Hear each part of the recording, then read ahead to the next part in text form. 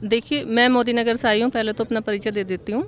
मोदी नगर से, मेरा नाम ममता चौधरी है और मैं समाज सेवा का भी काम करती हूँ और किसान तो हम हैं ही शुरू से ही। तो देखो, जो आप कह रहे हैं कि सुविधाएं नहीं हैं, हम लोग सुविधाओं में नहीं रहते हैं। हमारे बुजुर्ग आपको ठीक ठाक कपड़ों में यहाँ दिख रहे हैं। आप ना जुलाई और अगस्त के टाइम पे हमारे खेतों में आना और उस समय देखना, फटे कपड़ों में, मजदूर नहीं मिलते। जब गन्ने की बंधाई होती है ना, सबसे दर्द का काम होता है हमारे यहाँ। वो ऊपर से बारिश होती है और धूप निकलती है कैड़ी, और जब जमीन में दलदल होती है ना, उस समय ततई छोटी छोटी वो काटती हैं। उस समय उस गन्ने की बंधाई होती है, पत्ती चीरती हैं हाथों को। आप उसके 2 खूड़ अगर नाप लें तो मैं आपको मान जाऊं, गलती हमारे किसानों की है। इन्होंने नेता संसद में कौन बिठाए? व्यापारी। व्यापारियों के घर तो हमने गन्ने गिरने जाते थे गोदन पे, उन्होंने हमारे फ्री के खा रखे। उन्हें क्या पता इसका कि इसकी कीमत कैसा होती है? उन्हें तो पता कि इन्हें तो पता ही नहीं इसकी मिठास का। उन्होंने तो इसमें चीनी बनानी जानी है, इसको पैदा करना नहीं जाना। जिस समय ये पैदा होता है ना, जिस समय इसे छोटे से पाल कर वहाँ तक बड़ा करते हैं, 2 साल में फसल आती है। दवाई डालने में जवान जवान लड़के मरते हैं हमारे किसानों के।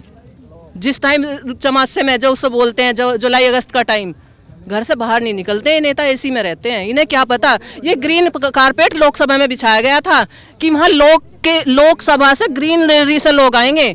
ग्रीनरी के लोगों को आप वोट देते क्यों नहीं हो? आप अपने घर में किस नेता पैदा करो। किसानों की गलती है जो इन्होंने संसद में अपने बच्चे नहीं भेजे। क्यों ना होती, ईख की गन्ने की बंधाई की मशीन होती, गन्ने के रेट सही होते, उसको जो वो होती है गेहूं की फसल होती है ना, गेहूं को 2 साल से कटने को मजदूर नहीं मिले, हमें खड़ी रह गई हमारी खेतों में। पूरी लागत के बाद वहीं बर्बाद हो जाती है, बारिश आ जाती है, वो घर के काली हो जाती है। किसी को नहीं पता इस समस्या का। जो झेलता है उसको पता चलता है, जो इसे सींच कर परवरिश करके वहां तक लाता है। कौन देगा इसकी फसल की कीमत? ये कभी नहीं दे सकते। और हम मांग क्यों नहीं सकते? क्योंकि हम मैन पावर लगाते हैं, हमने लीगल एडवाइजर नहीं रखे। अगर हमारे पास वो वकील होते ना जो एक एक चीज की कीमत लगाते, हमारी पावर की, हमारी उस दर्द की, हमारी उसकी कीमत अगर उसमें दी होती फसल के अंदर, तो वो हमारी फसल की कीमत देते। एमएसपी ये क्या तय करेंगे? और हम क्यों नहीं कर सकते? क्योंकि हम उस जमीन से हम डायरेक्ट पैदा हुए हैं। हमें पता है कि अगर ये अन्न ये किसी के थाली तक नहीं पहुंचेगा ना, भूख का मर जाएगा आदमी।